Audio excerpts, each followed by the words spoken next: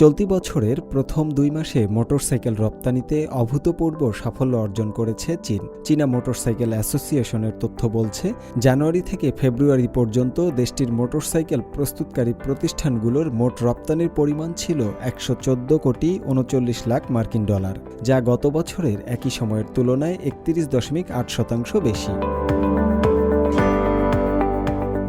পূর্ব চীনের চেচিয়াং প্রদেশের থাইচৌ শহরে অবস্থিত একটি মোটরসাইকেল কারখানায় ইঞ্জিন, ব্রেক ও অন্যান্য যন্ত্রাংশ সংযোজন করার কাজে ব্যস্ত সময় পার করছেন কর্মীরা। কারখানাটির দায়িত্বপ্রাপ্তরা জানিয়েছেন, বর্তমানে কারখানাটি প্রতিদিন গড়ে 3 থেকে 4টি কন্টেইনারে করে মোটরসাইকেল রপ্তানি করছে। চীনা মোটরসাইকেল অ্যাসোসিয়েশনের তথ্যে আরও দেখা যায়, চলতি বছরের প্রথম 3 মাসে চীন 24 লাখ মোটরসাইকেল রপ্তানি করেছে, যা গত বছরের একই সময়ের তুলনায় 22.8% বেশি। বসন্ত উৎসবের সময় আমরা ব্যস্ত সময় পার করছি। তা সত্ত্বেও এই 2 মাসে আমাদের রপ্তানি সংযোজন মূল্য প্রায় 2 পয়েন্ট বৃদ্ধি পেয়েছে। এবছরে জানুয়ারিতে এটি 40%-এরও বেশি বৃদ্ধি পেয়েছে।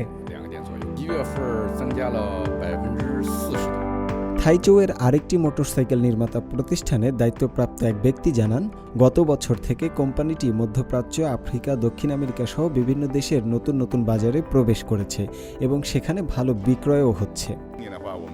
চলতি বছর মধ্যপ্রাচ্য ও দক্ষিণ আমেরিকার মতো অঞ্চলগুলোতে আমাদের মোটরসাইকেলের বাজার প্রসারিত করার পরিকল্পনা করছি।